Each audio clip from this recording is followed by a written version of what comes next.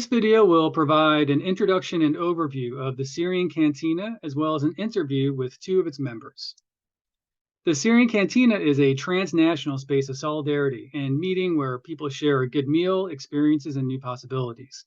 The Cantina is a result of meetings between Syrians in exile and activists in France. It's a place of solidarity and mutual aid. A quote from their website states, "Far from humanitarian or charitable approaches that are often depoliticizing, we believe in mutual aid. For us, it is a way to respond to the material hardship while maintaining dignity, equality, and trust." This approach stems from experiences of some of the individuals that are included in the Syrian Cantina.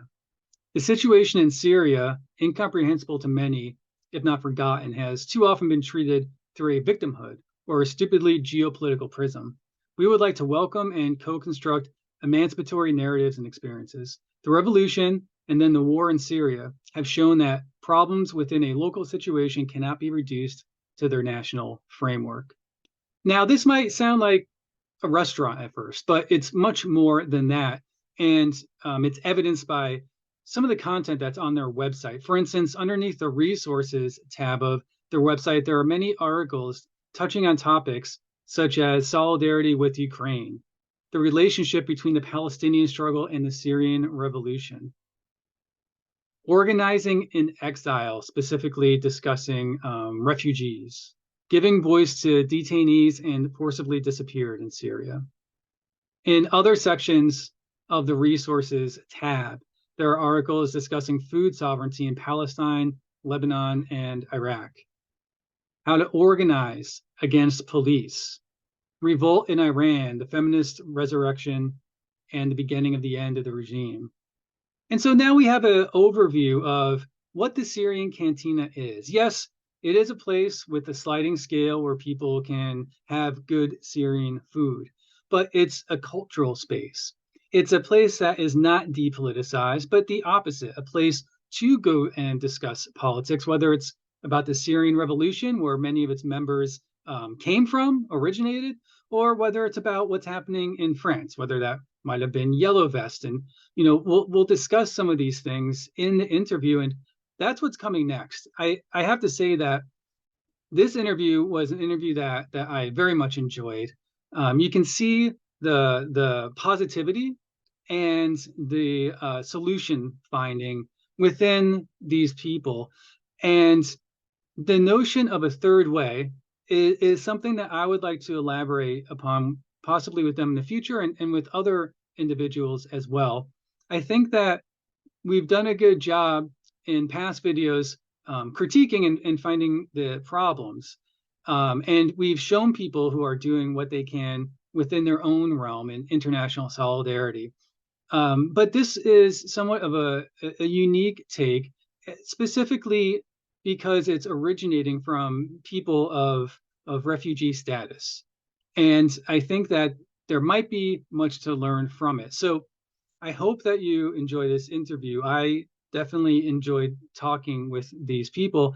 And please look in the description for links to their websites. You can translate it in most web browsers, as well as links to articles. There's a Crime Think article, as well as some current events that are discussed in Syria. Okay, so I'm here with members from the Syrian Canteen, and I'm going to allow you all to first introduce yourselves. Okay, so hi, my name is Rindala.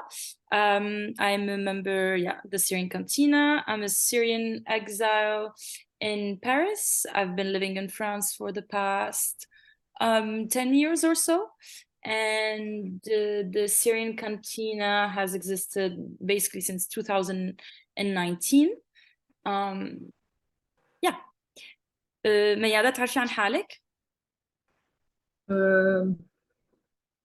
أنا ميادة الكبة من سوريا، دارسة تجارة واقتصاد، شغلة بالمحاسبة، وناشطة بالمشروع الكانتين السوري بباريس، ومقيمة بباريس حاليا. إذا في شيء ثاني فيك تضيفي.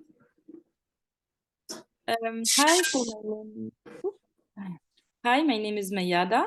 I come from Syria. I've done my educational training, or my educational background is in accounting. And I am active in the Syrian Cantina collective from the beginning, from its foundation. Okay, so next, I'd like for you all to just give a broad overview at first of what the Syrian Cantina is, its purpose, goals, some activities, and then maybe a bit later we can get more in depth, because there are questions I have about how everything got started, like 2018, 2019, but perhaps first just a general overview. السؤال ميادة إنه إذا فينا نقدم المشروع و يعني إمتى بلش، ليش، شو اللي هن النشاطات. إذا بدك تبلشي أو فيني بلش مثل ما بدك.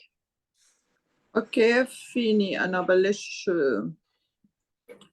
بلش بال 2019، لانه بال 2019 انا انتقلت كنت انا اخذت الجنسيه السويديه وكنت انتقلت على باريس، وكانت الفكره انه لازم نساوي شيء.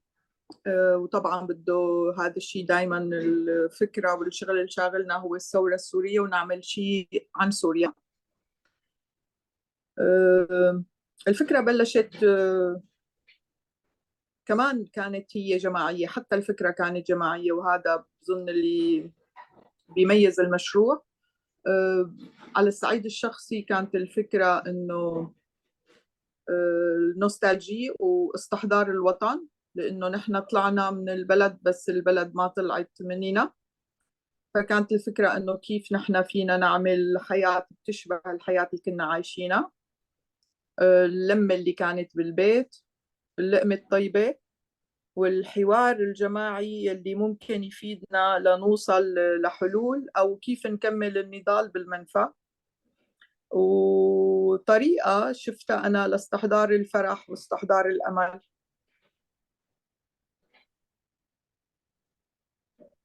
الأمل بسوريا اللي حلمنا فيها.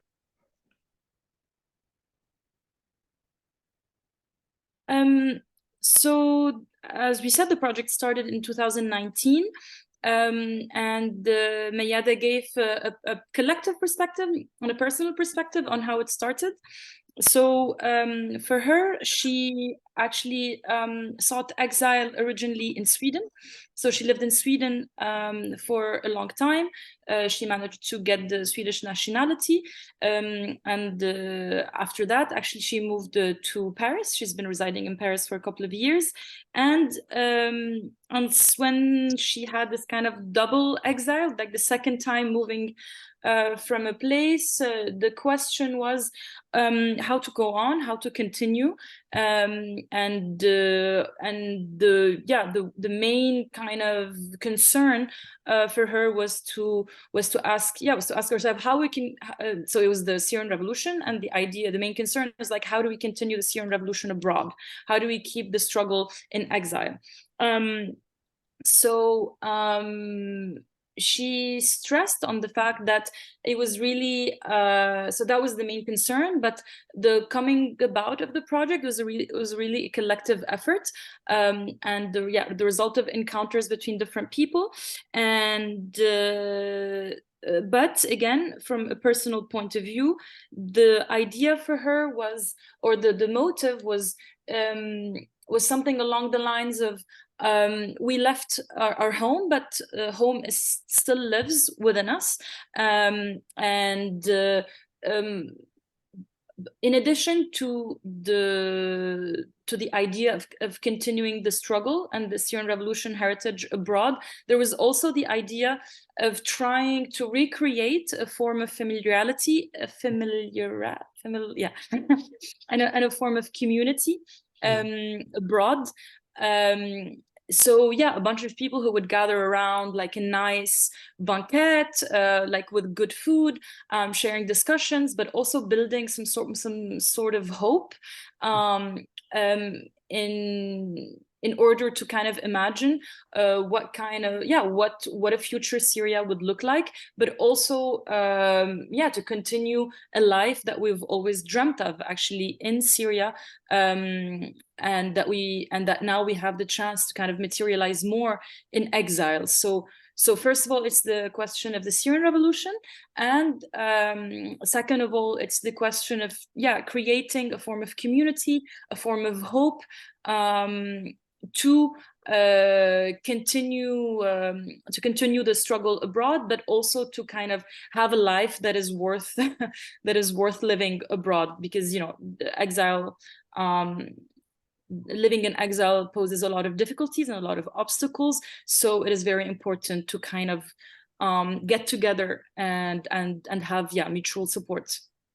Yeah, that's I don't think I will add anything else to that. It's something that I enjoyed when doing research about the group, is that it's very serious topics. However, there's a sense of optimism and community. The activities that happen are gatherings.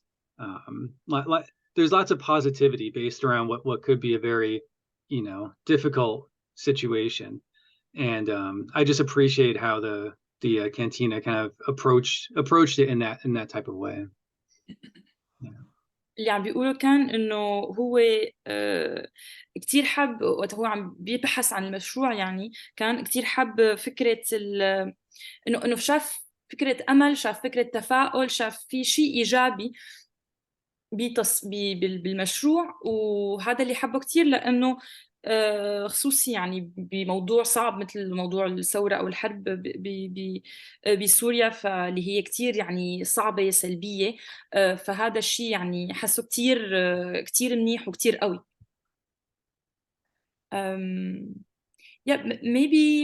Maybe I'll just explain a bit more what it is actually because we forgot to speak about the activities. So we got around a group of us, so basically of Syrian exile, but also of like French activists who met through different channels, but but mostly actually in a mutual aid network and supports, but also through participation in social movements in France. So, for example, a bunch of us Syrian students were active since 2018 in different university occupations. The first of which was university occupation to demand the collective regularization of illegal immigrants.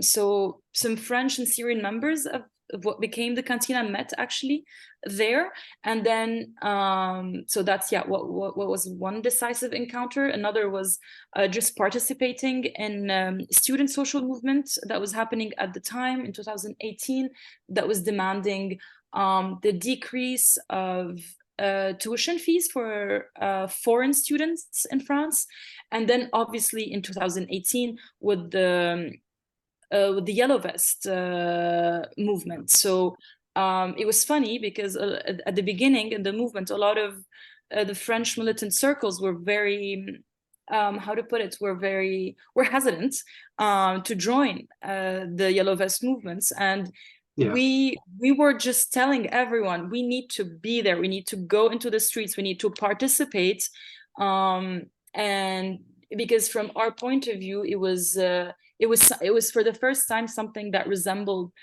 or that got a bit closer to what the beginning of the Syrian Revolution was. So something that was massive, that was impure ideologically, but that we needed to participate in because it was coming, from a place of rage, from a place of anger, and with the demand of justice and dignity. So we participated in that movement through different forms, and then we said to ourselves, we need to continue mobilizing, and hence the Syrian Canteen project came about. And what we started with was very simple. We said, we're going to cook once a week. We're going to cook once a week for people in the neighborhood. And because we thought that it was, I mean, as you know, we were talking about the idea that we approach the Syrian Revolution with a lot of positive, or like, you know, struggle in exile with a lot of positivity, with a lot of optimism. But I think cooking was very essential to that, because choosing to do a project around food, around community, was also a need for us, precisely to like continue the struggle in other forms, not just kind of keep repeating all the time in conferences or in discussions how like horrible the situation is, to just kind of continue, you know, giving like number of death and martyrs and political prisoners. It's very important. We are conscious of that. But at some point in 2018, 2020, it started getting very difficult, like existentially, and you know, to kind of approach the struggle in that fashion. So we started cooking, and that was very like a healing practice in one way. And then from then on, we started organizing cooking workshops, language workshops, but also discussions with activists, foreign activists in the Parisian region. So we've invited Lebanese comrades, Palestinians, Chilean, you name it. And through that, we try to create a space of encounter and mutual aid, in which we try to favor and center the voices of exiled or foreign activists who are living, I mean, in France, and try. That was also basically a response to the Yellow Vest movement and to this kind of nationalist, kind of potentially reactionary element in it. For us, it was like, okay, if we need to fight nationalism, we'll fight it with internationalism. So let's build a space where there are a lot of like foreigners, exiled people coming in, and not just speaking about exile or migration, but speaking about revolutionary experience in their context, in their country, speaking about the roots and the reasons of exile. So so, you know, with that, there are discussions, but there are also just like fun stuff like concerts and, you know, films and, you know, the casual things that you find in a social center. That building of community. International community, I suppose. So I think we've touched on it, and I don't know if it's applicable to either of you, but I did want to at least ask. It could be about members in general or personal experience, you know, either way. But what are the ties to Syria and the Syrian Revolution regarding either yourselves or members of the Cantina? عم يسألنا إنه شو علاقتنا مع سوريا ومع الثورة السورية. كان يعني إذا نحن جا بالنا نقول بشكل شخصي شو علاقتنا الشخصية كانت مع الثورة السورية، أو يعني إذا حابين نضل بشكل جماعي كمان فينا نحكي بشكل جماعي. بس أنا كان بدي أضيف شغلة على تماما السؤال اللي قاله. المرحلة الصعبة اللي وصلت لها الثورة السورية لما صار كل شيء مسكر بوشها، هون تماما اجت الحاجة لهيدا المشروع يلي هو تسيير ذاتي، ويلي هو فكرت إنه نحن نخرج عن التقليدي، وما عاد نطلب من الحاكم إنه يسقط، خليه يضل وخلي الحكم له وخليه يتمتع بكل السرقات والكذا.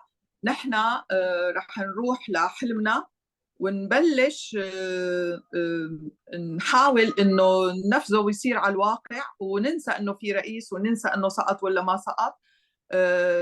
نشتغل ونبني الحلم اللي نحن براسنا كيف ممكن يصير قابل للتحقيق. هون الفكرة الأساسية والقوية تبع المشروع، إنه نحن استمرار النضال بالمنفى، والتعريف عن حقيقة الثورة، مشاركة خبرات أصدقائنا الفرنسيين بالتجربة، لأنه عندهم تجربة ديمقراطية يلي نحن ما سمح لنا الظرف إنه نعيشها. وهيك منكون نحن كسبنا صداقات جديدة بالأدوات الممكنة والمتاحة يلي هي كانت بسيطة، بس قدرنا نخلق شيء، نواة أو مكان لتبادل الخبرات والتفكير المشترك، كيف ممكن نخرج من هيدي إذا فيني نسميها عنق الزجاجة، أو هيدا الحاجز اللي عم يوصلوا له كل المناضلين بينهم هن من جهة، وبين الدكتاتوريات يلي هي كمان مستحكمة بطريقة عزل وتكبير المسافة بين الشعب وبين بين حركات النضال، أو بين الشعب وبين الحاكم.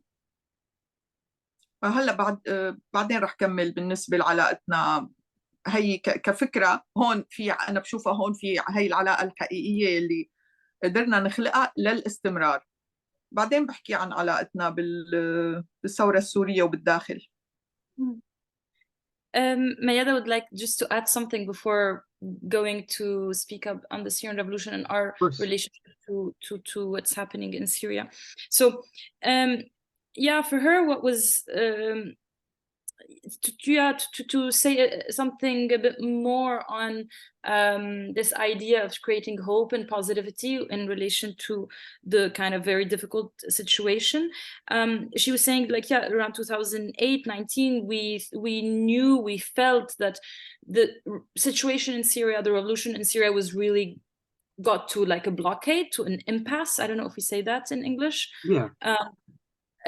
Where there's just like really no more hope, nothing really to kind of look forward to. It was the horizon basically was completely blocked at that moment. And through like the exile, through our encounters and meetings and discussions with some of the French comrades, but also through the kind of the analysis of the situation that we made, we felt that we need to change the tools that we use in terms of organizing, and we need to try to experiment with something else. And hence the idea of like self-organization and autonomy. And autonomy in which sense? Autonomy in the sense of saying that, okay, we've tried to overthrow the regime, which we tried, and that's not just in Syria, but in general through our encounters, whether it's with French comrades, but with comrades from different nationalities here, we got to this idea that we can still, we can ask for the overthrow of the regime, we can formulate like demands and try to exert pressure on governments, etc. But usually they don't really respond, and they just keep on like stealing our resources. They keep on doing whatever their agenda and their interests kind of imply for them. And so what we need to do is to depend on our own, on ourselves, on our forces, and try to realize, to make happen what we dream of, the kind of world, the kind of society, the kind of the kind of dream that we have. Because because we can't wait any longer for governments to give us what we want, or for them to just kind of like step down and just leave. So we and what Mayada was saying is that that was very important for us, and it was especially important being in France, because for the first time we managed to actually practice it, especially in exchange, like in contact with some of the comrades here, and to kind of learn from the democratic experiments that they had. So for us that was very important, like a central basically aspect of the project and of its foundation.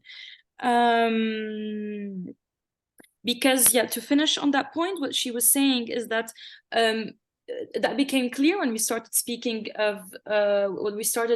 with the comrades from different nationalities, and we saw that even from now on, in the last wave of revolution, but even in the years to come, there is just like more and more distance that is happening between governments and the peoples, and we need to kind of revitalize some sort of mutual learning and exchange between struggles from different parts of the world, because we need to kind of we have the need to conceive of other ways to continue the struggle, because it seems that the governments are just not going to respond to what we want. So we need to kind of strengthen our networks and our analysis and our strategies in order to make what we want happen ourselves. Yes, I believe on your website, in one article, it was described as something like refugee self-organization. And I find that particularly interesting because we spoke a little bit before we started recording how I engage in some mutual aid and volunteer work on the US-Mexican border. And I think that there's a lot of opportunity to learn and creative ideas to share out of that concept that you just explained, for sure. بيقول إنه هو بيشتغل على الحدود الأمريكية المكسيكية، وقال إنه شيء من اللي قراه عنا من الموقع واللي عجبه هي فكرة التنظيم الذاتي للاجئين. يعني فعم بيقول أكيد في أدوات هيك خلاقة وأفكار جديدة نحن فينا نقدمها، والعالم تانية فيها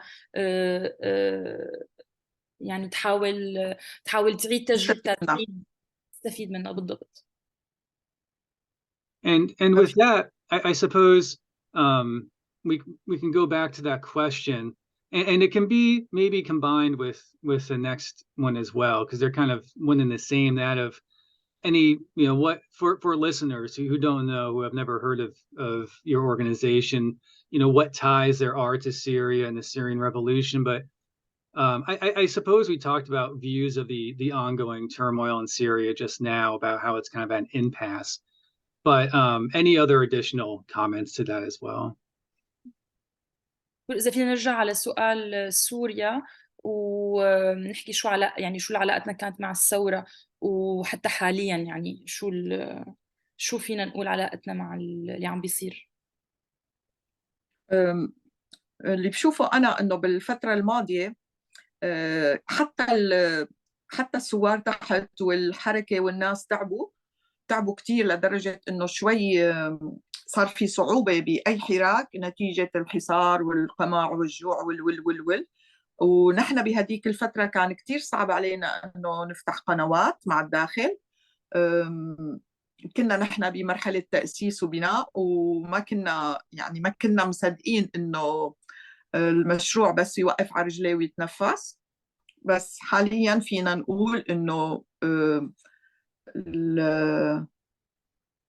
الثورة بالسويدة واللي أعادت القلق لكل الشعب السوري كانت مناسبة إنه نحن نعيد التواصل ونفتح قنوات ويجدد الأمل عند السوريين اللي بالداخل والسوريين اللي بالخارج. فتقريبا نحن هلأ صرنا واثقين أكثر، صرنا واقفين على رجلينا، صار فينا نقول إنه مرحلة البناء خلصت، نحن هلأ بمرحلة التطوير. ودائما هيك الاشياء والمراحل بتبدا بسبب، والسبب كان هو انه رجعوا قاموا الناس بالسويدة، رجعت العلاقه بشوفها انا اوطد واوضح. صار عندنا قنوات، صار عندنا امل، صار في عندنا مرجعيه. وعن قبل ما بعرف اذا جا بالك تحكي عن علاقتنا او علاقتك مع الثوره او اللي ايه فينا نحكي شوي انه يعني أنا كنت بشوفها الثورة واللي صار هو ضرورة. يعني هذا السؤال ليش قامت الثورة وهل صح إنه قامت ولا ما قامت، هذا أبدا سؤال أنا ما بشوفه قابل للنقاش. كانت الثورة ضرورة، وكتير أنا عندي فخر وامتنان للشباب لأنه بعتبرها هي ثورة شباب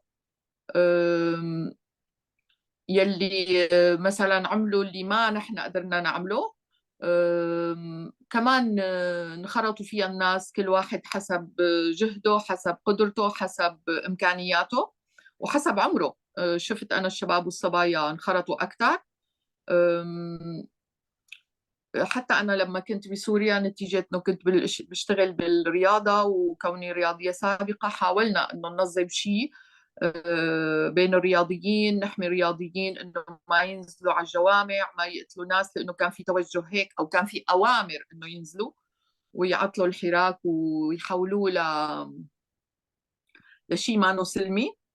قدرنا ننظم شيء واشتغلنا على قد جهودنا وعلى قد إمكانياتنا. تواصلنا مثلا، كنا كتير عملنا ملف كتير كان قوي وصل للفيفا وللاتحاد الدولي عن الدبابات اللي نزلوا بملعب العباسيين، عن التهديدات اللي اجت للاعبين الابطال انه اذا ما بينخرطوا، اذا ما بيشاركوا. وقدرنا بمرحله من المراحل انه نوقف عضويه اللجنه الاولمبيه السوريه، ومنعوهم من المشاركه باولمبياد اللي صار باليونان. هيدا كل شيء قدرنا نعمله، بينما بعرف انه في ناس تانيين كل واحد بمجاله عمل شيء. وكانت هيدي المحاولات وهيدي الجهود اللي انا بعتبرها كتير صغيره هي سبب مباشر لانه انا تهددت واضطريت انه اترك البلد، بس ضل الحلم موجود. وهي انا بشوفها انه افضل شيء صار بالمرحله الجديده اذا بدنا نقول بالتاريخ السوري، وراح ينكتب كثير عنها، وراح تكون نقطه تحول لسوريا ولكل مناطق الجوار.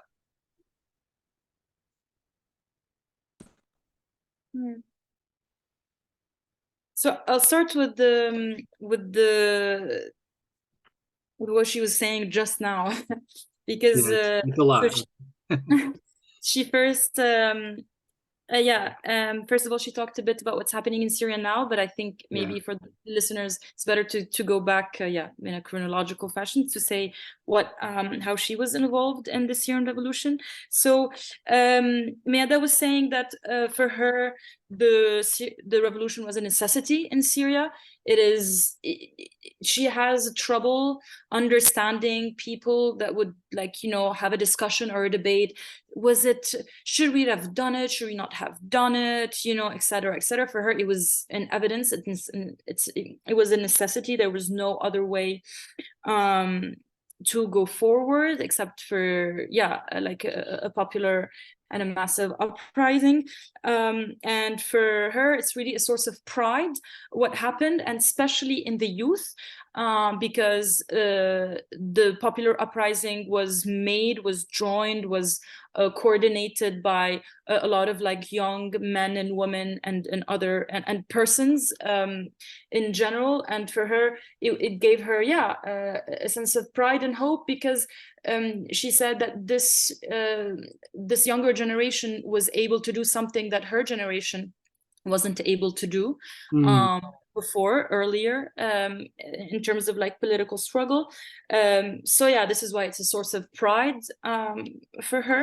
And then speaking a bit more about her personal engagement in the revolution, she took part in organizing initiatives related to athleticism, because she was an athlete, but she was in contact and working with a lot of with the National Confederation of Athletes in Syria. And what happened is that at the beginning of the revolutions, the government would ask certain athletes, especially working in boxing or martial arts, actually, to go and repress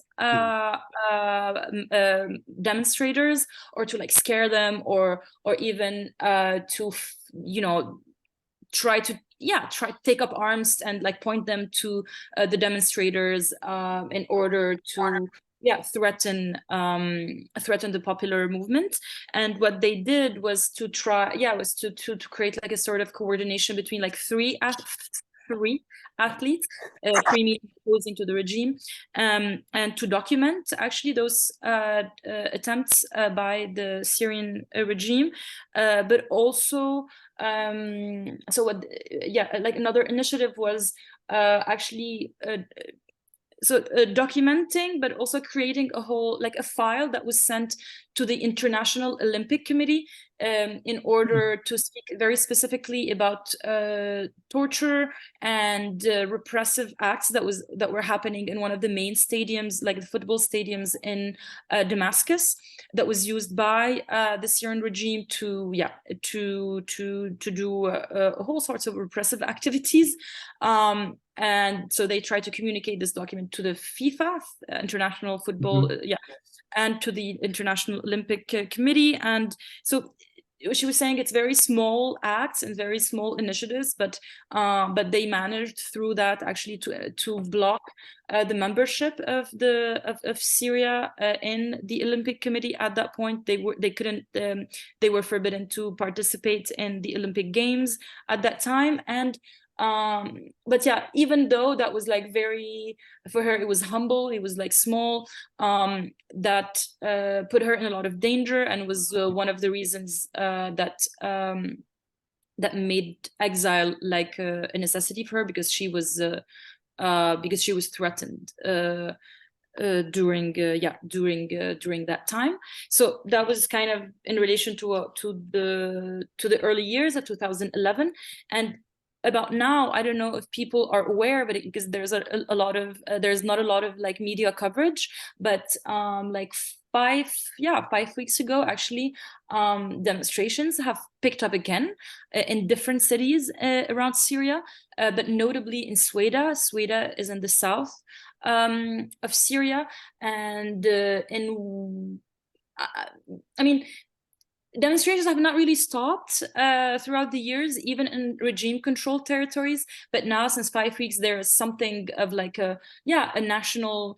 We couldn't say massive, but like a regain of mobilizations in Syria, and in Suwayda, it is really massive. Every town, village, square in the city go on demo. Demos have been happening like almost every day. Regime offices and like the unique party offices have been like kicked out.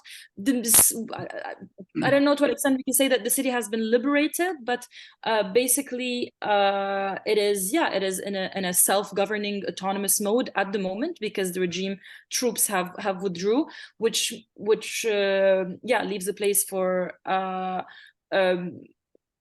lot of like initiatives for a lot of protests, but also a lot of initiatives of self-organization. So what Mayada was saying is that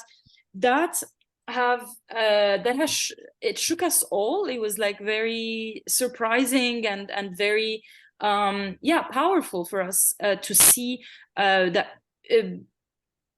despite the famine, the siege, all the torture and the repression and the bombardment that happened in Syria, that people like are rising up again to ask for the overthrow of the regime, to ask for the liberation of political prisoners, to ask for better living conditions. And it is starting from this point that we started to reconnect actually with activists on the ground, because in 2018 and 19, when we started, as we said, the situation was very difficult, and even people on the ground was like very tired. No perspective, like very few or no perspectives, at least not emancipatory and like promising ones. So and from our side, we were also in like the initial phase of the project. We were putting the foundation.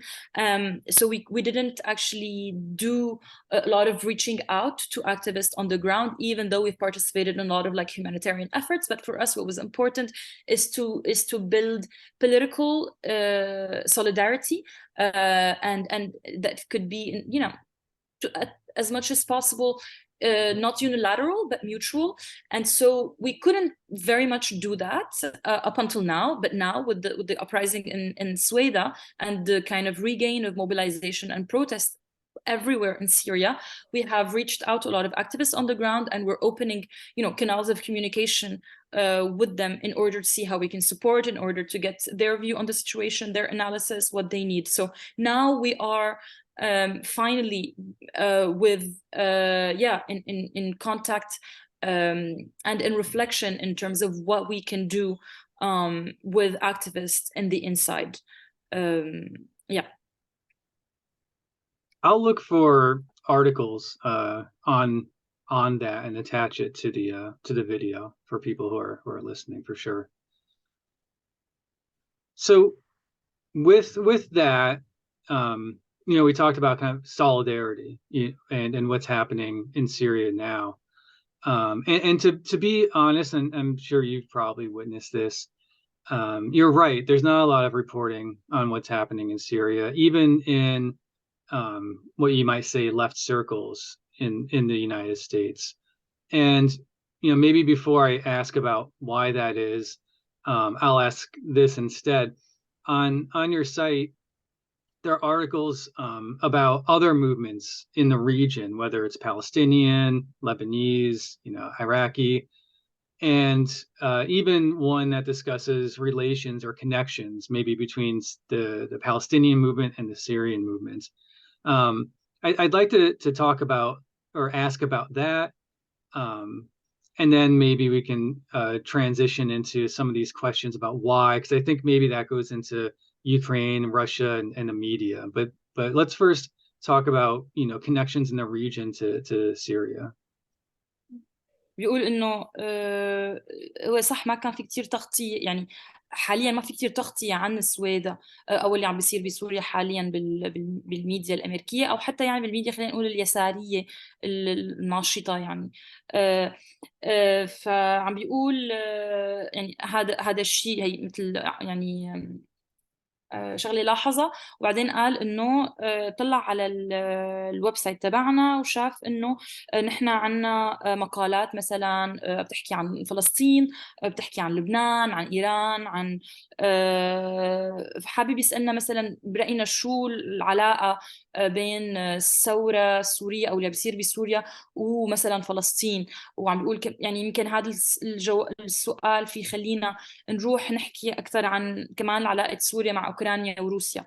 ما بعرف اذا حابه تبلشي ولا بلش. أنا بس رح ضيف جملة واحدة والباقي بعرف إنه فيك تقولي أكثر. اللي عم يصير بالسويدة نحن ليش بنشوفه كتير مهم؟ لأنه بيرجع لنا، بيذكرنا بالمقولات اللي طلعت من كل حركات الشعوب وحركات التحرر والاستقلال. صوت الشعب ما بيموت. ممكن الدولة بالقمع بالدكتاتورية تقدر توقفه شوي أو توطيه شوي، بس صوت الشعب ما بيموت، والنضال رح يضل مستمر. والعلاقة بيننا وبين هدول الحركات كلها هي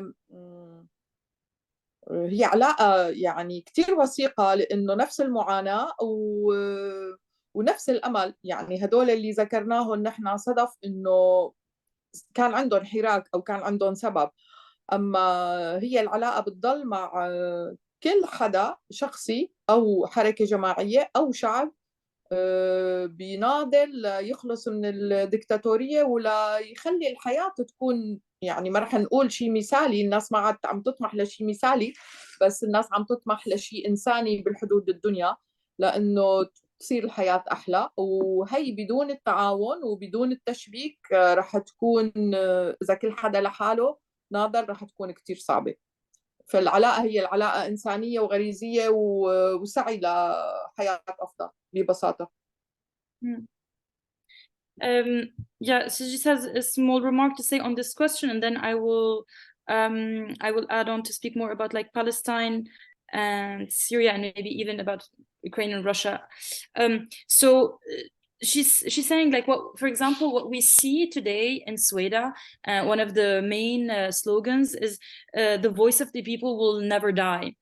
And what she's saying is that this is very representative of the struggles and the movements of liberation that you've mentioned, whether it is in Palestine, whether it is in Iraq, whether it is in Iran, Lebanon, etc. And for us, what makes sense, what links us between all those movements, is that we always realize actually our source of suffering is the same. We really share we really share that kind of suffering, and we share also the hope that one day we can actually get rid of the tyrants, get rid of the dictatorship. And what she was saying is that today maybe it is difficult to be like an idealist and to speak about, like, I don't know, a future society where everything is perfect, but at least what we can share with those struggles is some sort of a minimum demand of a decent, dignified life, without dictatorship or tyranny. And it is, and we realize that we, like, none of those different struggles can do it on their own. Hence the need to connect and to connect and to network. So it is true that, sometimes that is much more difficult to do than to say, and we have noticed that in relation to certain topics or to certain political positions. And for example, when it comes to the Palestinian question, I mean, we live in Syria. We lived in Syria side by side with Palestinian refugees. We also did the revolution side by side with Palestinian refugees. The regime has attacked Palestinian refugee camps in Syria, have sieged. There is one of the most horrific example of repression that happened in Yarmouk camp in the suburbs of Damascus, in which the regime really created by the siege a situation of famine for thousands of people, mostly Palestinian refugees. And so for us, the liberation struggle, like the Palestinian liberation struggle, was something that was like a given for Syrians, even though the regime for a long time has instrumentalized actually the Palestinian cause to say, okay, we will not do anything actually in relation to Syria, no reforms, no change, because we have this priority that is called the Palestinian cause. But obviously that was just rhetoric, right? It was just on the level of discourse, nothing actually concrete, not even in terms of like material solidarity, not even in terms of military, financial, like nothing. Our analysis is that it's just a regime discourse in order to respond to any kind of demands of change by the Syrian population, to say, okay, we have other priorities. It's the struggle against Israel. It's the Palestine. So, and we can give like dozens of examples, historical and present, to show how the Syrian regime was like rarely, if ever, on the side of the popular struggle for the liberation of Palestine.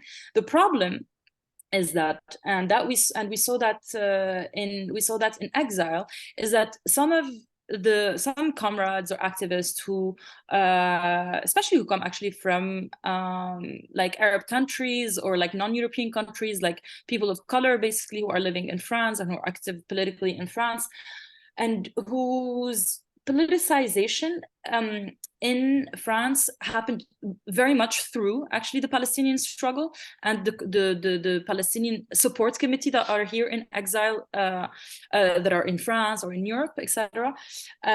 So they support the Syrian struggle, they support the Palestinian struggle, but at the same time, in relation to the Syrian Revolution, they were much more ambiguous. Because to them, the discourse of the regime was taken at face value, was taken as something that is true. And so they, in many situations, would side actually with the Syrian regime against the Syrian Revolution. Because so on, quote unquote, he is, the Syrian regime represent like an anti-imperialism against the United States, against Israel. It is, the famous axis of resistance with Iran, Hezbollah, etc., etc. So on that issue, we do have some trouble sometimes building alliances. and organizing with comrades, whether they are people of color or who are European, for example, and who do adopt these positions, basically anti-imperialism, anti-imperialist or pro-Palestine positions that side with Iranian regime, with the Syrian regime, with Hezbollah, all of which obviously have intervened militarily in Syria and not only in Syria, in Iran and Lebanon, to repress all the, the popular uprising in all those three countries. So some comrades, quote unquote, anti-imperialist comrades, will still side with those regimes because of Palestine or because of, resistance, quote unquote, resistance to Western imperialism. So we, some people call that campism, tankism. We try to actually explain it without, using those words, because some people might not, have the baggage, the militant baggage to understand what they mean. But yeah, for us, it is a true obstacle in terms of creating transnational solidarities, especially in exile, when, some comrades who are in committees to support Palestine, or even anti-fascist, even decolonial, status. Those people, those collectives are supposed to be our natural allies. But unfortunately, it is very difficult to do allies with people who, spit on your revolution and tell you that Hezbollah, the Iranian regime, and the Syrian regime are the axis of resistance. So yeah. We would like we would like to be able to build a united force within our diversities and particularities, but I think there we have this red line where we can't.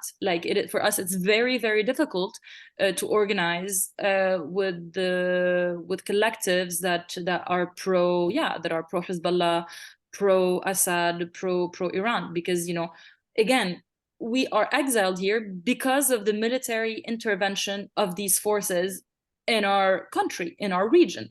And that is not just Syria. We are speaking with Iranian comrades. It's the same thing. We're speaking to Lebanese comrades. It's the same thing. In Lebanon, sorry, I can go on a lot on this topic. In Lebanon, we are in contact with so many collectives and groups on the ground, and they told us that the most repressive force during the Lebanese revolt was Hezbollah.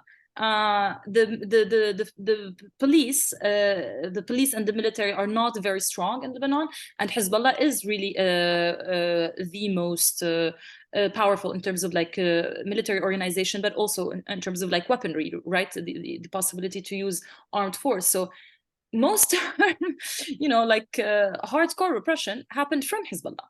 So it is very strange to still and I'm not going to go on and speak about now the coordinated attack by Syrian regime and Hezbollah against LGBTQA sexual dissidence communities in the region. So we really need to kind of leave the 70s and update our vision of what is happening, and not only to have a good discourse, but for us it's really vital, because it literally impeaches us from building alliances that are so necessary for us in exile with people with whom we share actually the Palestinian cause, with whom we share actually anti-imperialism and the refusal of Western imperialism. We lived Western imperialism. We know what that is. I mean, we lived with the Iraqi refugees in Syria because of the horrendous I don't know how to call it, that catastrophe that was the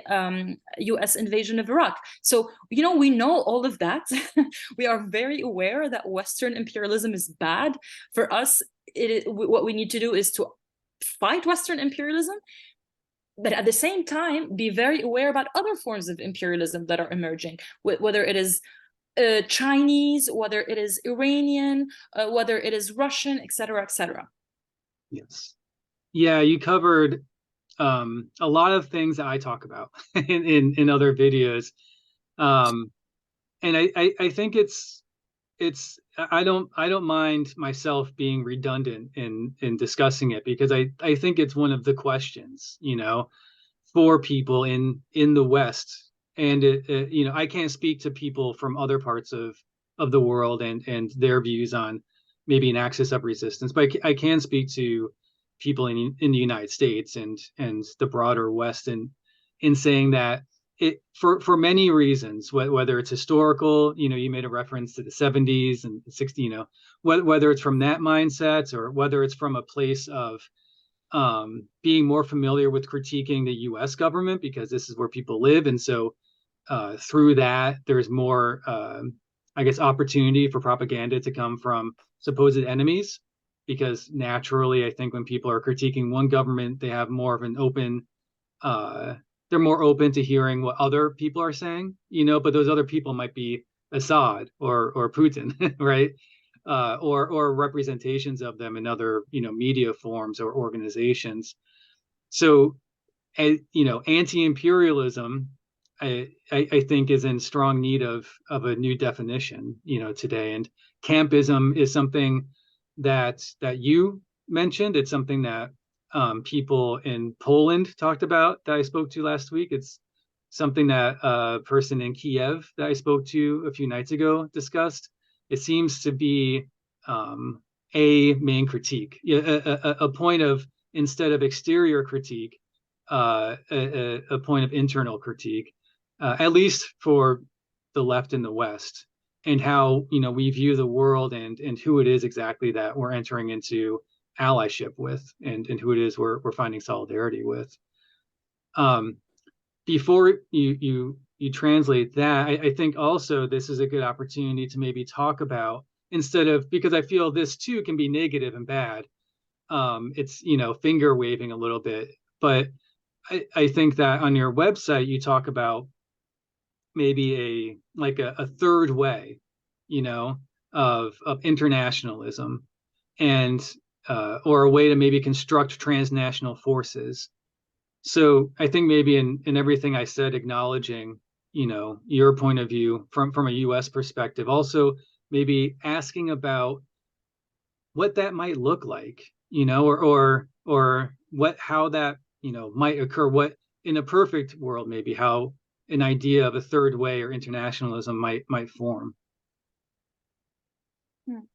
كان عم يسأل بس يعني كان عم يقول اوكي انه هدول الاسئله اللي علاقه بالمضاده يعني ضد الامبرياليه اللي هي بتركز مثلا بس على، عرفتي، على امريكا، على وبتنسى مثلا روسيا، بتنسى الصين، بتنسى، لانه انتم بالويب سايت تبعكم عم تحكوا عن مثل طريقه ثالثه يعني، او هيك موقع ثالث فينا نرفض فيه مثلا امريكا، بس بنفس الوقت روسيا. فاذا اذا فينا نحكي شوي اكثر عن هذا الشيء، احكي ولا تحكي ولا؟ أنا كان في شيء بدي أضيفه، إنه لحتى الشعب أو الشعوب والناس تقدر تلاقي طريقة تقاوم الدكتاتوريات، لأنه الدكتاتوريات بتحاول تحط شعوبها بمناطق كتير ضيقة، وبشكل أو بيملوا أو بيخافوا أو بيعتقلوهم أو بيخلصوا.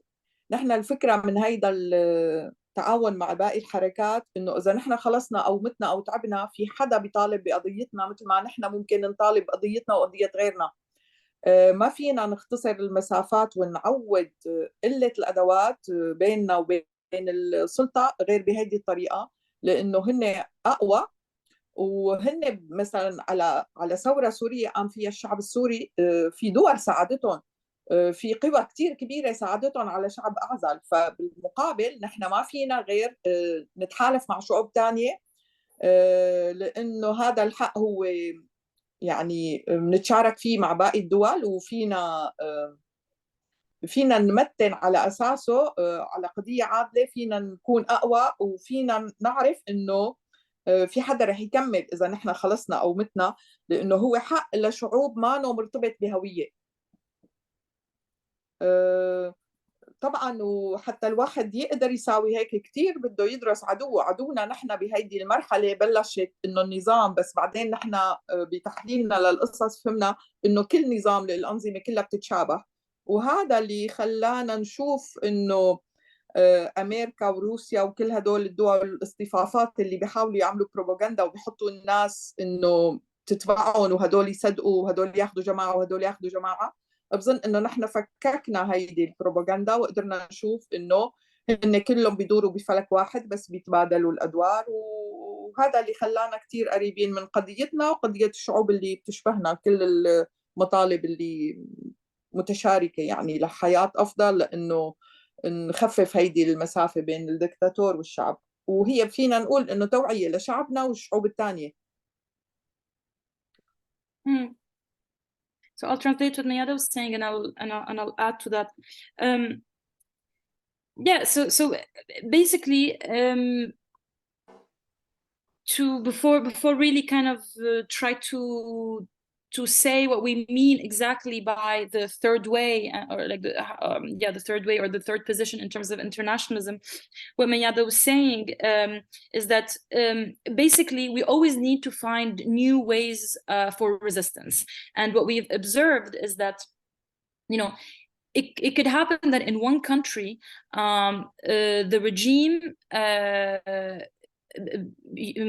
successfully manages to like corner the struggle or isolate the people, whether it is because of fatigue, so they kind of like leave time running until the kind of the struggle dies out by its own, or whether it's through the repression, or they have different tactics to like isolate and corner basically a struggle. And what she was saying, and this is kind of the where our the sense of international solidarity comes from us, for us, is to say that, well, if we didn't manage, someone else, like another people in another country, need to kind of carry that flame, and this is why actually we need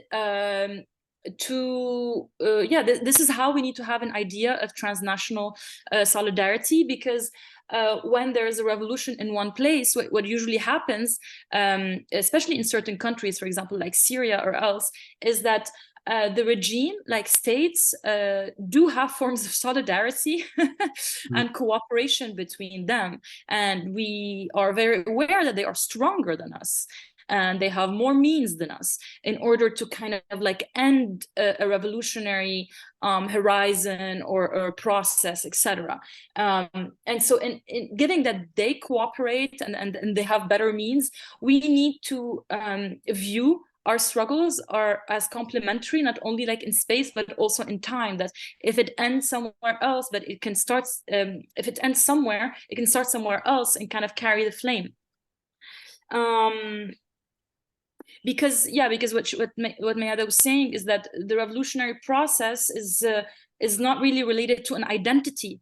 It's related to a people, to a peoples, to a space, and to their desires and to their dreams, but it's not related to like a single identity. Yeah.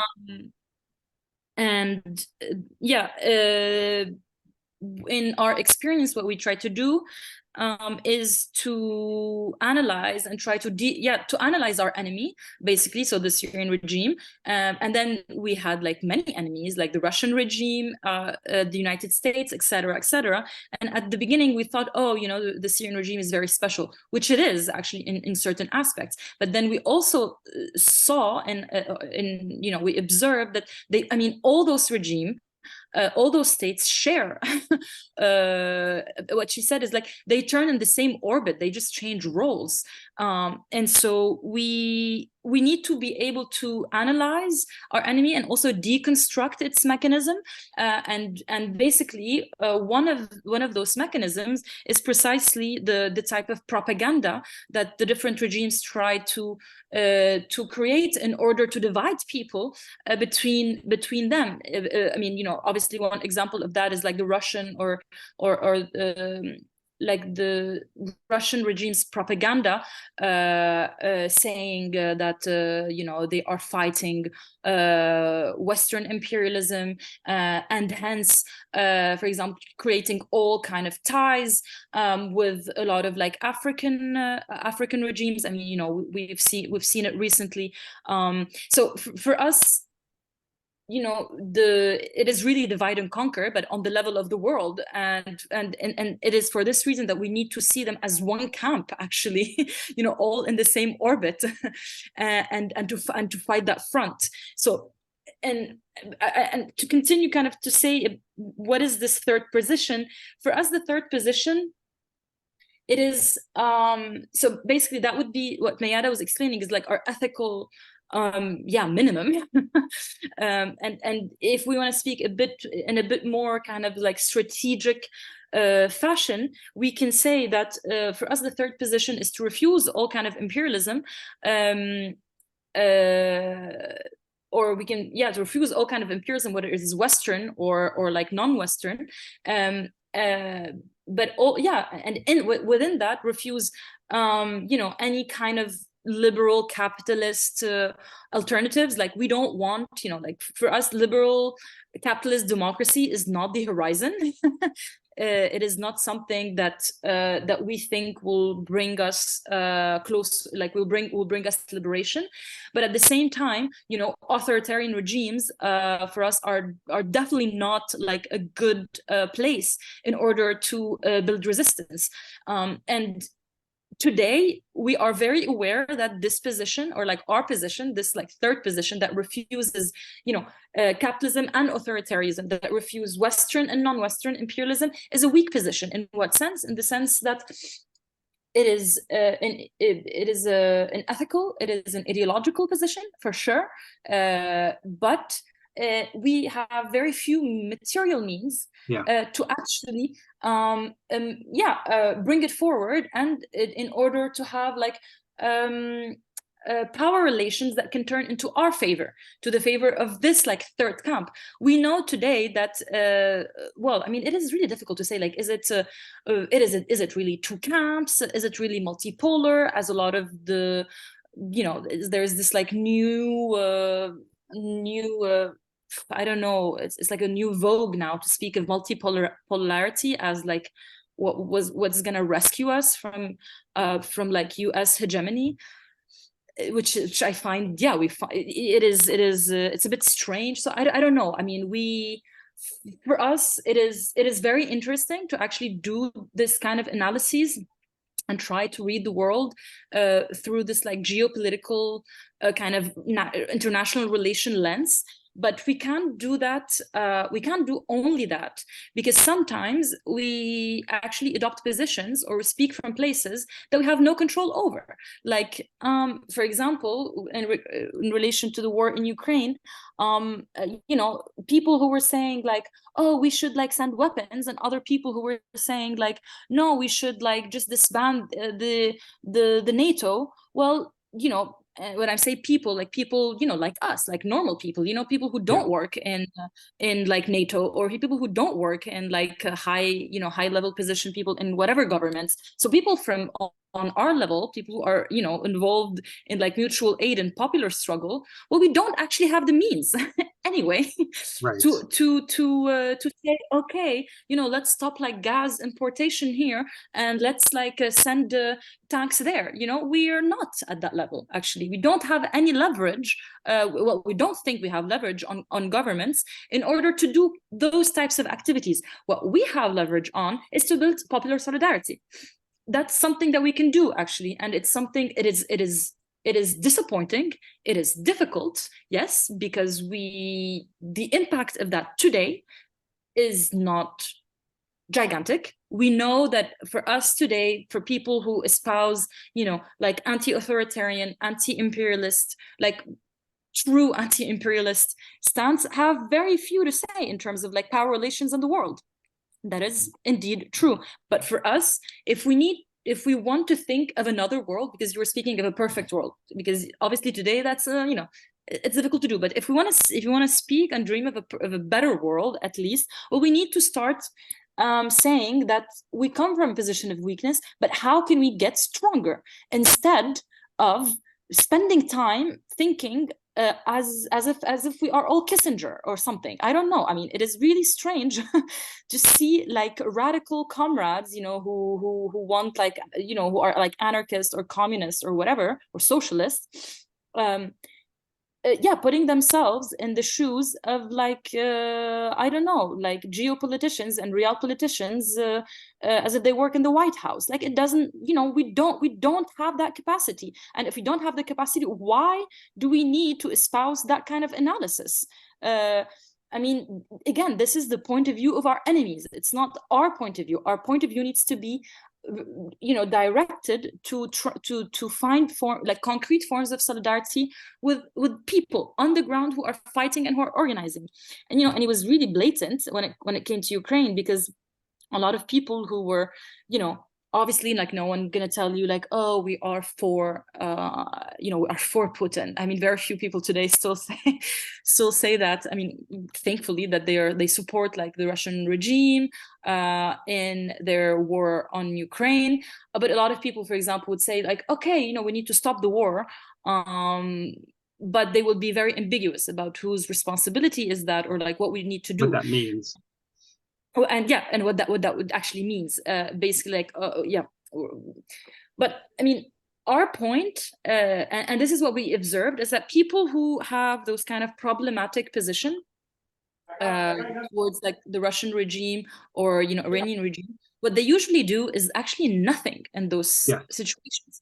They just like write communiques or like articles or whatever, trying to have like, you know, like a very noble like quote unquote anti-imperialist stance, but then on the ground I don't see them do any solidarity efforts, because I mean, I don't mind if you, I mean, I think NATO should also be disbanded, you know, I mean, I don't have a problem with that. Is that if we both share that opinion, why is it us and collectives like us who are doing actually solidarity effort and who are going to be sending money and all kind of material aid to Ukraine, and they aren't, you know?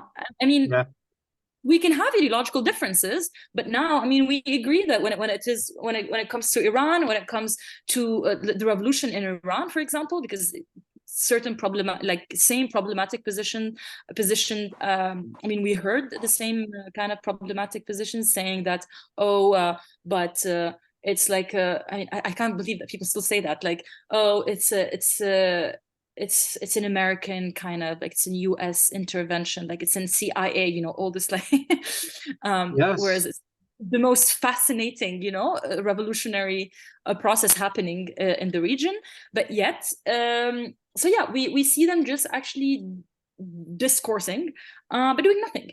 And for us, we can have those ideological disagreements, but you know, if we want to be sincere in terms of building transnational solidarity, because we think anti-imperialism is not enough, it is a good stance, we need to take it in mind, but actually we need to do something positive that means concrete material solidarity between people.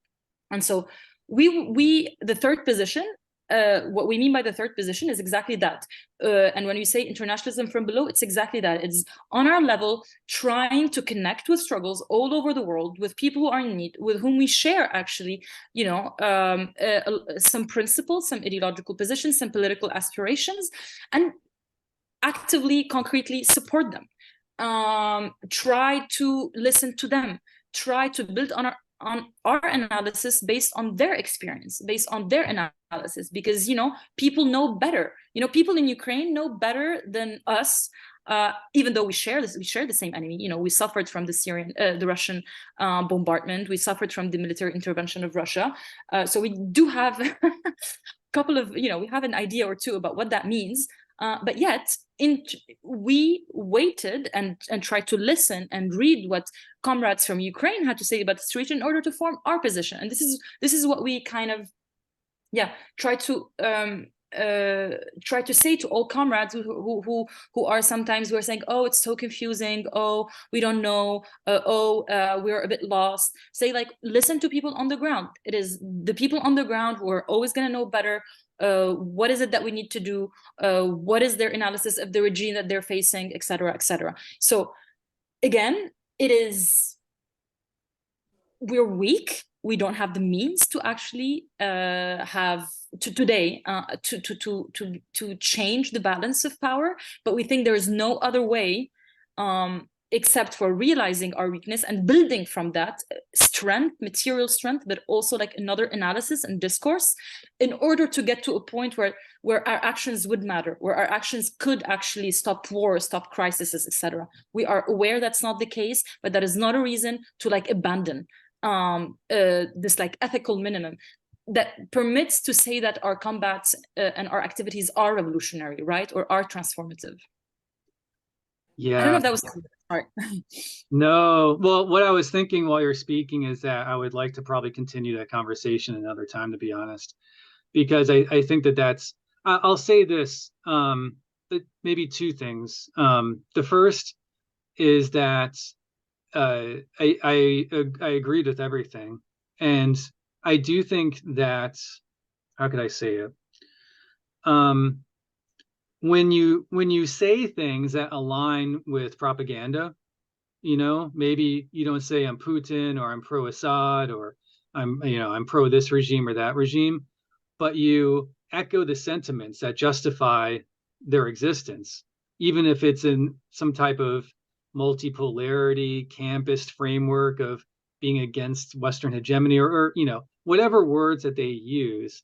I think that you do gain a sense of immediate power and access to things that you don't when you're speaking of things like what we're speaking of. And by that, I mean, you gain access to media networks, you gain access to established organizations, and you gain access to things that look like you're doing something. And oftentimes it's because they have ties one way or another, financially or ideologically, to these regimes. And you can make a good living doing that too, you know? I think that there's some I have cynicism about this, about how much of it is confusion and how much of it is opportunism, to be quite frank. But I've spoken a lot about that, and maybe it's something for another time, because to me it's so big. But I'll say this about a feeling of lacking power. I spoke to someone from a collective in the United States that's similar to what I think the Syrian Cantina is in practice, maybe last month. And I spoke to someone I mentioned before in Poland with an anti-fascist group called the 161 Crew. And I spoke to someone in Kiev just a few nights ago with Solidarity Collectives, and they all said the same thing that you said, almost word for word. And so in that, to the point to where I was thinking while you're speaking, I need to make like a mashup video, because it's the same thing. And so, while there might not be the power of media and the power of military force, I do think that there is perhaps an untapped power of people. And, because we don't have the means to express it in social media or mainstream media, or because we have these discussions maybe in meetings that we have and working with other groups, I do think that there is power out there, as you said, and that's why I'm so interested in this type of third way and promoting that. It is a point of weakness, you're correct, but at the same time, I do think that there are many, many, many people across the world that share this idea, and that it's not idealistic, right? In my mind, it's not rhetorical or abstract. It is something that's actionable. And the exciting thing is that it's something that is not necessarily established. And so I feel like there's opportunities for people to present this and have creative ways to manifest this in wherever they live in the world, if that makes sense. Yeah, and actually we are, we're saying that precisely not to seem idealistic, but we know that through our organizing and like our transnational network, because we do have so we spoke about the Syrian Cantina, but then you see it here. We organize almost each year or biannually a transnational encounter that is called the People's Want, and next year hopefully it's going to be in Lebanon, no longer in France. And again, we're going to invite a bunch of activists and comrades from all over the world to come there to speak about a bunch of topics, but we this is also one of the themes that we would like to work on, like what is a renewed discourse on internationalism, how we can have like a more intelligent discourse or position that we can really truly call anti-imperialist, etc., etc. And And what we feel is that, you know, the more and more we talk to people from struggles, whether it is in Hong Kong, whether it is in Ukraine, whether it is from Bosnia, I mean, really different places, like we are sharing more and more the analyses, but also like the need to do something different, to do something else. And I think like when we say we are weak, it is just to, it is also to say that, but this is just like the beginning, right? Yeah. We will Yes. we're not gonna stop here, because I think a lot of us have like a lot of rage and a lot of like willpower to say that, you know, something else is really possible, and actually it's not that difficult, like at least in terms of discourse, you know. It's really, I mean, I don't know, we know we have a point. You know, and like the in terms of Mayada was speaking about like what the right thing to do historically, and we know that we are on the right side actually of history and in that moment.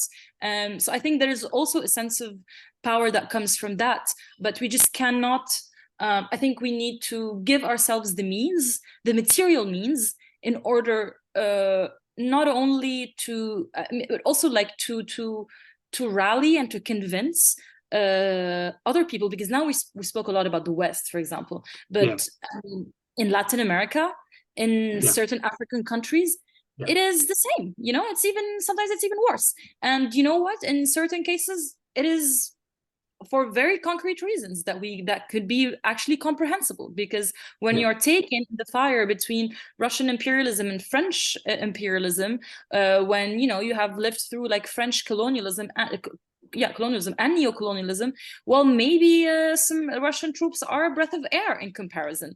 So we do understand that, you know, depending on the context and from where you speak and from where you are, it's not the same, and the tools that you can that we can mobilize are not the same. But this is why in what we try to elaborate, we try to stress a lot on the idea of material solidarity. And it is true that in that sense, we don't have the means of the United Nations or of like big NGOs or of like military forces, but it is something that we need to identify in order to draw a strategic horizon. Because if it's easier actually to kind of combat this discourse in certain Western countries, maybe it will be more difficult to combat it elsewhere. And given that we, you know, we try to do transnational solidarity that is based in the periphery, that is based in the South, as we say it, this is very important to take into account, because you know, some, as you said, some of it is opportunistic, some, you know, some of it is just like ignorance. But I think in certain cases, it is an ideological position that needs to be combated as an ideological position. And I think in some other cases, it's literally like a last, how do you say this? Like, it's something for survival. It's something for that you just kind of need. you don't have any options, and you just kind of need to adopt, because you know that that might allow you to survive the next day. So yeah, but I mean, we are doing the work and connecting with really a lot of people on this topic. But yeah, I mean, personally, I'm optimist when it comes to that, because I know we have a point, you know, when it comes to historical truth, at least in this moment of history, not to speak in absolute terms, I think we have a point.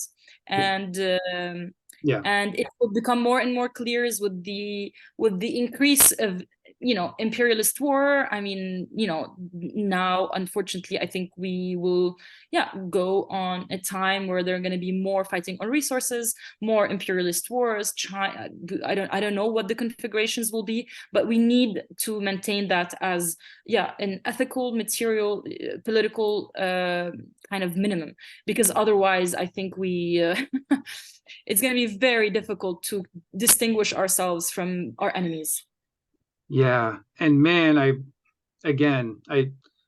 have a lot to say, but I do want to bring it back to the cantina and start wrapping up.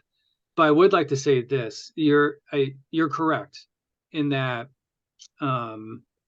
these ideas of opportunism, I think, to me, that comes from a point of like media, especially West.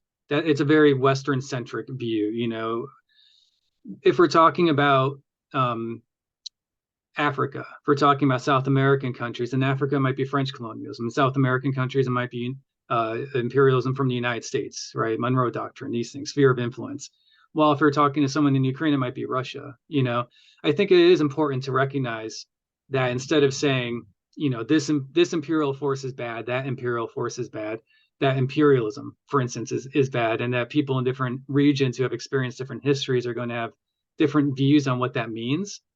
And those differences are, of course, acceptable. Those are their experiences, but that, as maybe what you're saying, moving forward, there's an opportunity to no longer argue about maybe who is worse or whose side we need to be on, but what solution could we come through, right? I think that that's important, and why I found that the idea of this third way so interesting. Again, I think it's something I could go on about, but I would like to.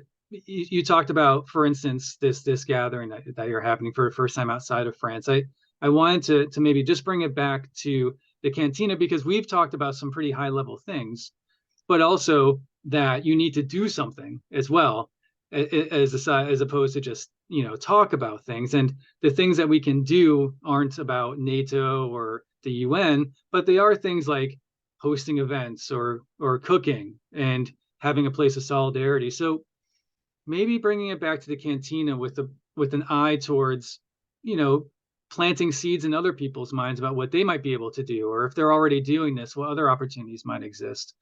What are some things that the cantina does in practice? And I mean practical things. What does it look like there on a daily basis? What kind of events are you holding? What events are coming up? Things of that nature. بيقول انه اللي قصه هي الطريق الموقع الثالث اللي نحن نحكي عنه، عم نحاول نحلله، اللي بيرفض مثلا الرأسمالية، اللي بيرفض الدكتاتورية، بس كمان اللي بيرفض كل انواع الامبريالية. انه نحن اللي عم نحاول نعمله انه مو بس انه على مستوى الخطاب، كمان على مستوى الفعل. يعني نحن يعني مشان هيك قال هذا الحديث اللي كنا عم نحكيه ممكن ياخذ ساعات. يعني فاذا جعباله نرجع على المائده السوريه، على قصه الكانتين، على قصه النشاطات، يعني على النشاطات اللي نحن بنعملها. سأل انه شو مثلا اليوم يوم عادي او اسبوع عادي بحياه المائده السوريه، شو بيكون فيه، شو هن النشاطات اللي بننظمها، شو هن الايفنتات مثلا اللي بنعملها الى اخره. يعني اذا نوصف له اكثر عن افعالنا كان يعني للكانتين او كان مثلا للنضالات اللي كنا عم نحكي عنها. يعني أنا ما عندي شيء جاهز، إذا عندك بلشي بين ما أفكر بشيء. Like, yeah, a regular week in the cantina would look like so like a Thursday we have we don't cook every day, but so like on a Thursday 9 o'clock people are, people from our collective are there, but also a lot of people from the neighborhoods who are around would come, and just cutting a lot of vegetables, and depending on the week speaking about politics, news, but also about like recipes and ways of transforming, I don't know that you say that, like conserving food and or yeah, like speaking what we did in the last demo in Paris, like and then when the food is ready, we have like, I don't know, usually between like 50 to like 100 people who would per lunch, and it is like pay what you want in order to allow to all kind of people without like any kind of financial discrimination to be able to have like a good meal. Because for us, like quality is related to dignity. It's not just like a it needs to be a good, like healthy but also like delicious meal, that because for us this is how we can like also compete with the capitalism. But also Yeah. it's important for us that that anyone has the same kind of access to like good food and yeah, like a good quality service, right?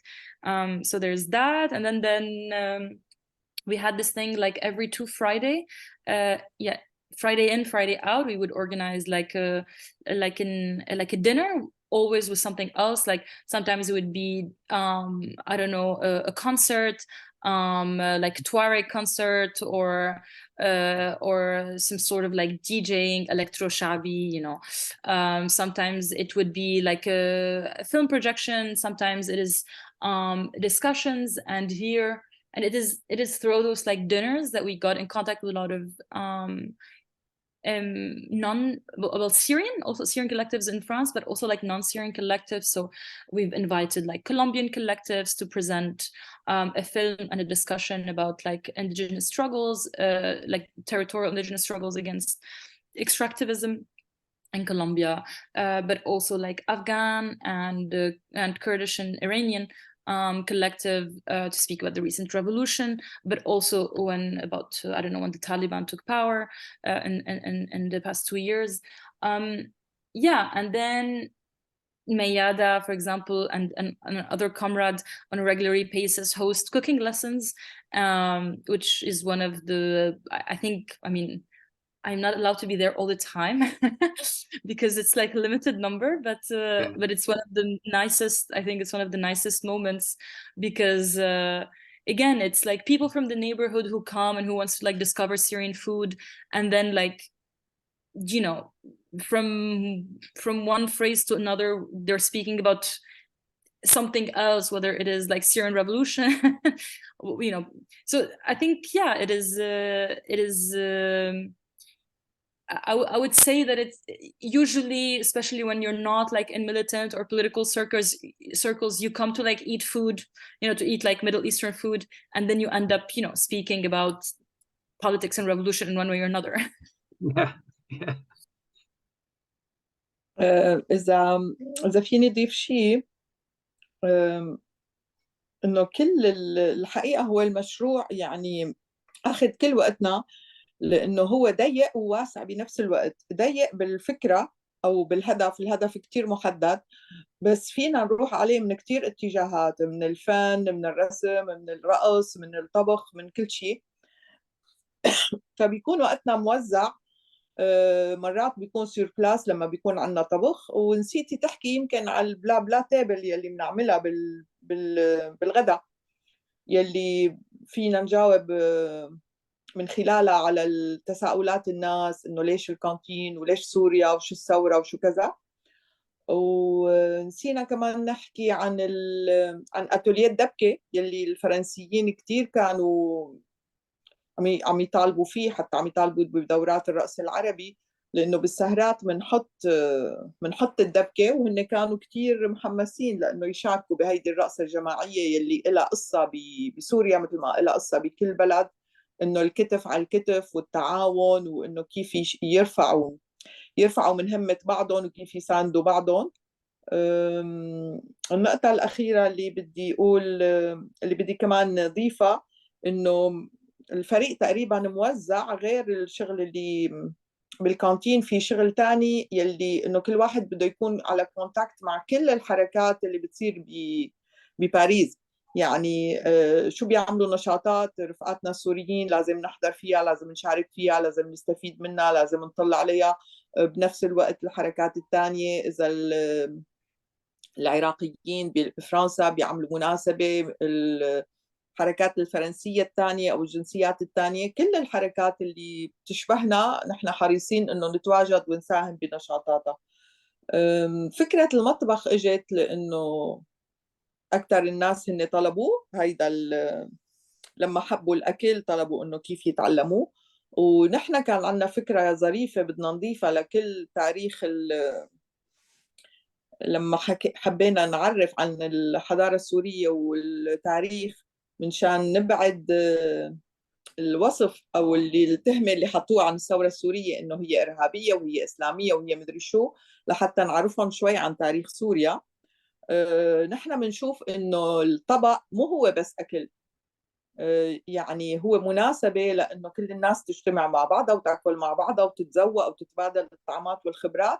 بنفس الوقت نحن كل طبق عنا له حكاية، وبتوقع إنه بكل البلدان الثانية هيك، الطبق الشتوي، الطبق تبع الصيف، الطبق تبع الحرب، تبع أيام الجوع، تبع مدري شو. وأنا بشوف إنه الأشياء كتير بتوصل عبر الحكاية، بتوصل بشكل صادق وبشكل بسيط هيك، بتفوت يعني بتتسلل للأعماق. وغير الخطاب هلأ اللي بيمارسوه كل القنوات أو كل القوات الثانية تبع خطاب إذا فينا نسميه خطاب الكراهية، وهذا الخطاب الموجه إنه هيك وهيك وبيعملوا للأشياء دعاية.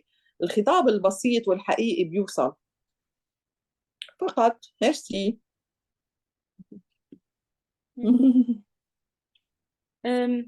Yeah, what she would like to add is yeah, she was saying that Neda was saying that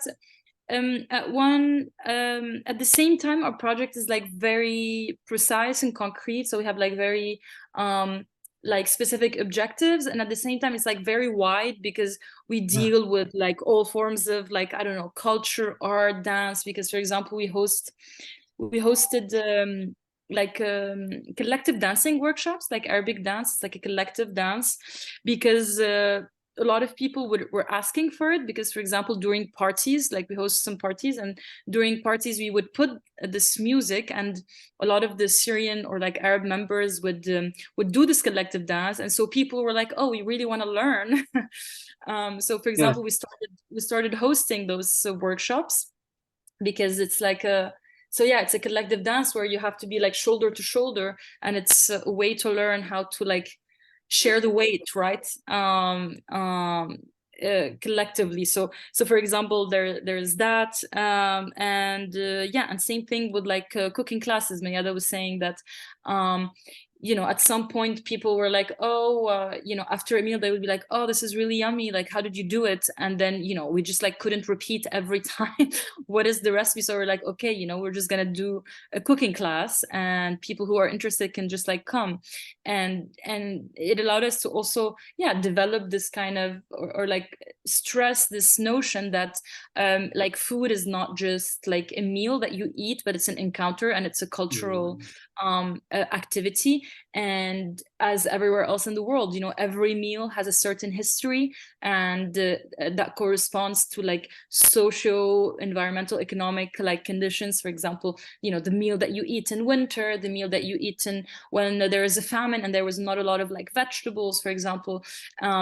And what Mayada was saying is that was really important for us to kind of also approach like the Syrian history and the Syrian heritage from this point of view, because obviously we needed like a lot of people described like the Syrian Revolution or Syria as like an Islamist terrorist place and a country, and so we thought that also one way to kind of deactivate those discourses was to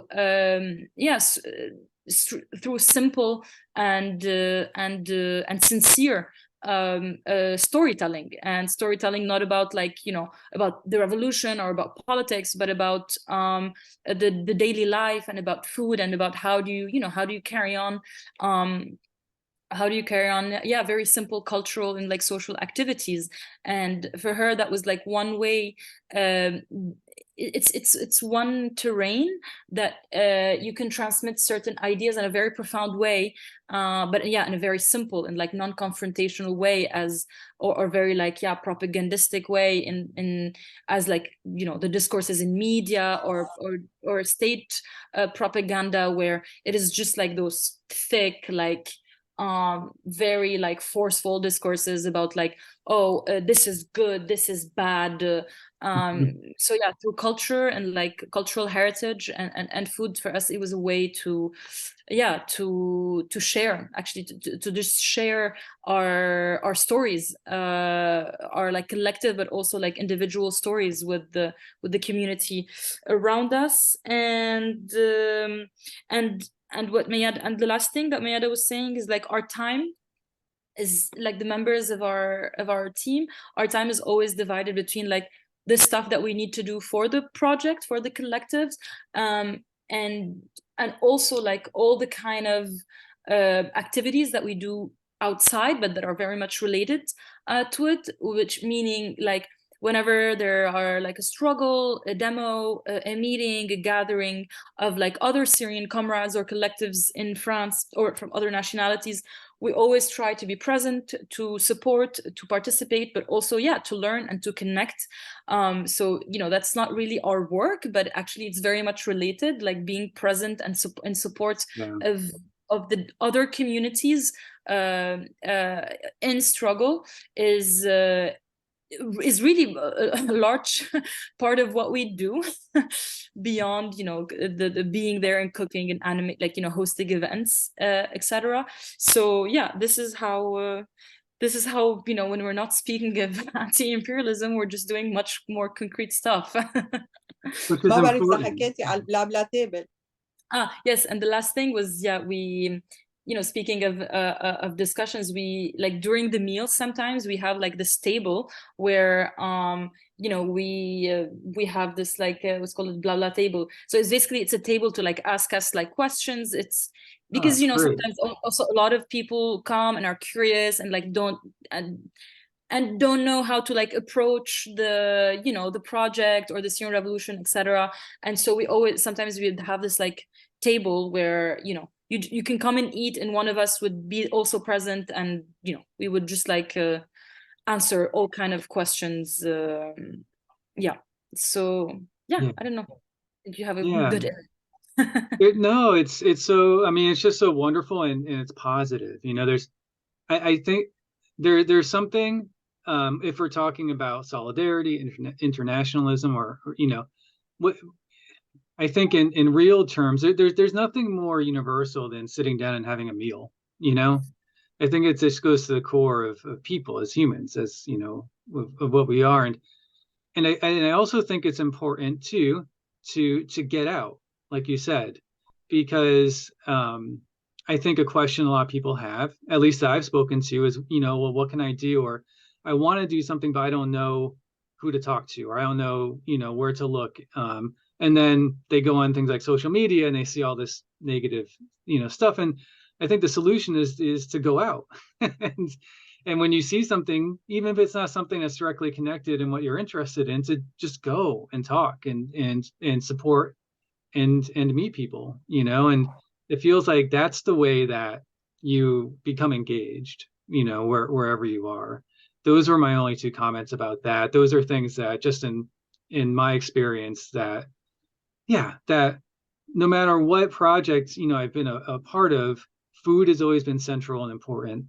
And just from a nourishment point of view, a solidarity point of view, but from a human point of view, because you're right, it opens up conversation, and it takes away all the barriers that exist in other, you know, environments of academia or media or whatever.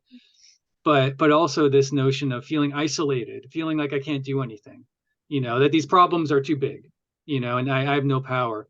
But that the first step is just to get out there, you know, leave your house and see, and even if it's not something that you're interested in directly, to just go and talk to people and learn, and that can kind of send you on your way to network and collaborate and meet new people and possibilities. But go. It's just one thing, and I think part of also what, like, the, you know, this focus on food is to say that you don't need to be a militant or an activist, or you know, to be like engaged. Accessible. It's just so accessible. You know, anyone, everyone can cook, right? You don't need to be like a chef, but you can participate in this like collective cooking process. And I think for many people that was like a very concrete and easy way actually to engage, because you know, some people don't like meetings and you know, I understand. You can't blame. So yeah, it's a fun and accessible and concrete way. You know, you cook and you see at the end of the meal, and you see that, you know, you participated in feeding like 80 people, at Right. you know, after like after 4 hours or 3 hours.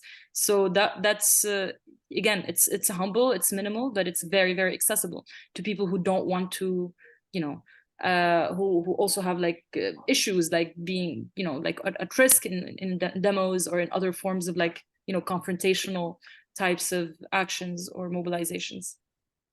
Yeah, I agree. I think it's I don't know what the word might be, but it's a accessible, holistic kind of approach, and it's really more towards the aim of what you're trying to accomplish, right?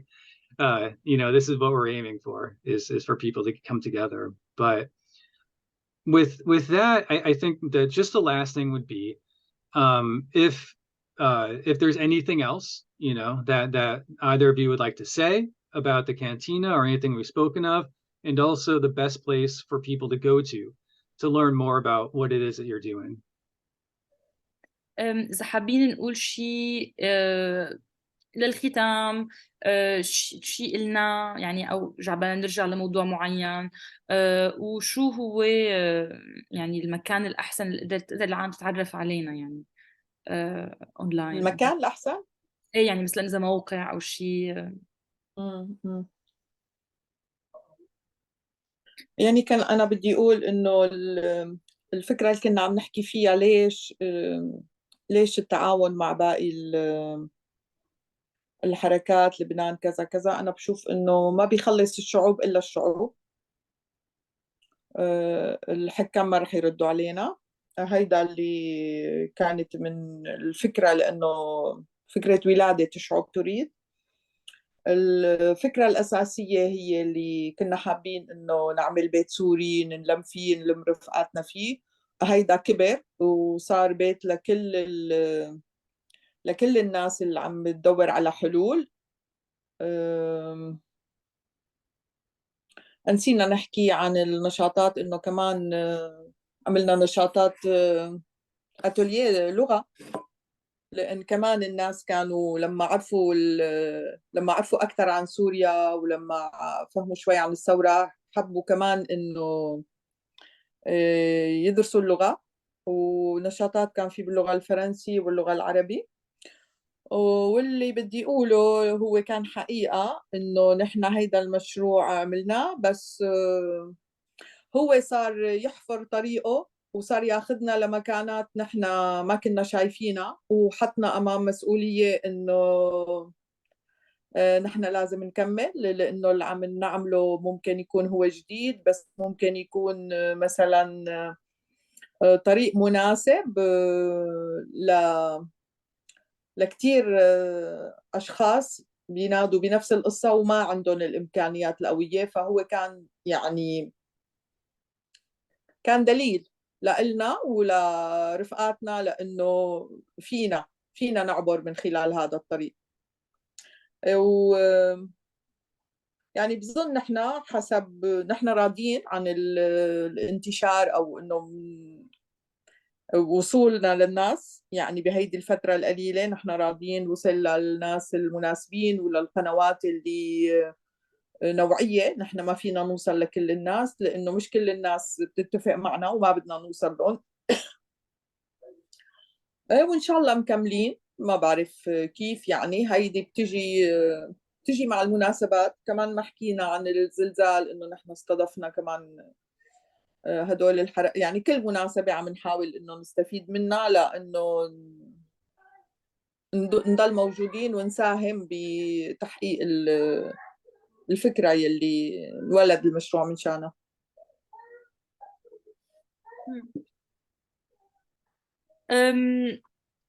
So to conclude, I would say, like what Mayada was saying is that, well, only the people save the people. We saw that the government just don't respond to us, and when we started the project, we just wanted to kind of build this like Syrian home in exile, and then, you know, during the time we felt that the Syrian home is not only a home for Syrians who wants to like self-organize in exile, but a home to everyone who wants to, you know, who share like the same vision and who wants to continue the struggle. abroad. And yeah, I mean, I forgot to mention like a couple of things, but yeah, we've all our activities actually are in Arabic and in French. We try to use both always to kind of also have it accessible to newcomers, for example, who don't, you know, speak the French language. But then also at some point we, you know, we tried to do like Arabic language classes, because we said that like also French people might be interested in learning Arabic. So again, this idea of like neutrality and reciprocity. And yeah, now at some point we felt that the project is kind of drawing its own way and that we are following it. It is like, we don't know to what extent everything was very intentional, but now, you know, like 4 years and a half a bit, we feel that there's some sort of responsibility to keep on going, because from, you know, we have the feeling that it reached people. It was like a good point of reference or an inspiration for certain comrades and collectives, and for us it's important to continue, because first of all, it's a sign to say that, you know, people like us, you know, in exile can actually do this kind of solidarity and political work, and especially to demonstrate to other comrades who might have less means and less ability, who are in more difficult situations, that that it is possible. This kind of work is really possible. And of course, you know, we're not trying to like convince everyone, but it is important for us that that this project remains as an example of the kind of like political, like self-organization in exile. So yeah, now we can say that we are more or less satisfied with what we've been doing, with the point that we got to, and with the kind of like transnational network that we have managed to build through those different activities. And and what we saw is that we, you know, in different, like, we can have the intentions to do certain stuff, but it always obviously like depends on events and what happened and what kind of things erupt. And typically, like when the earthquake happened in Syria last year, we ourselves didn't like we were present to host actually a self-organized campaign of donation that were organized by Syrian refugees in Paris. So we try to always be ready and to prepare ourselves to intervene and to provide support and a material base. You know, like when we say home, it's really a material base for efforts of self-organization, even if we don't, you know, initiate it, but to host it, to welcome it, to be there when it's needed. Because, you know, now we have a place, we have like a material place, we have materials, we have contacts, we have network, and we try to mutualize that with as many people as possible to facilitate also their organizing efforts. And yeah, maybe just a last word on, we unfortunately our website is just in Arabic and French, but I think we can, for people who speak, you know, who speak or read English, there's an interview that we did with Crankthink that is like very long and exhaustive, but really interesting. I'll link it. Yeah. So maybe as like an introduction, it will be that's a good place to start. Soon, with the initiative of the People's Want, we will have more materials coming in English and Spanish and Russian and different languages. But now, since we're based, you know, in France and with like an Arabic speaking community, we mostly have, you know, I mean, you can translate stuff off of our website. Yes. But yeah. Yeah, Crankthink is great for that their translation, you know, but I'll link that. And I was going to say that too. Most web browsers you can translate. Now, it won't be perfect, you know, in the videos, of course, the audio won't be, but that's how I gain a lot of information myself is just, through those translations. I'll link the website as well to this. And I can honestly say I would like to continue speaking, but it's becoming morning where I'm at, and I need to be ready for work, so I need to conclude. But thank you very much for speaking with me. This was an excellent conversation. Thank you for the invitation, for hosting us. And yeah, hopefully it's just the beginning of a longer conversation. Yes, definitely. أنا فيني أقول شغلة أخيرة إنه بتشكرهم كتير. نحن ما كنا عم نسعى للشهرة، بس الحقيقة العمل والشيء اللي ساويناه لازم نذكر إنه كان بجهود شخصية والفريق صغير. التمويل كان كتير محدود، هيدا اللي بيعطي نكهة خاصة للمشروع، وقدرنا نعمل هيدا البيت وقدرنا نكسب أصدقاء للسوريين وللثورة السورية. شكرا كتير لاهتمامه ولأنه سلط الضوء على هيدي التجربة. Yeah, I would really like to thank you for trying to shed light on this experience. She said that we didn't imagine when we started that, we would be famous in the United States, would be known in the United States. Yeah. Because she's like, yeah, our team was very small with with few means, but yeah, it's something that brings us a lot of joy and happiness. We're happy that and grateful that our work is of interest of you and that you would like to share it on your platform. So thank you a lot for that. Thank you. It's very inspirational. Thank you, and good morning.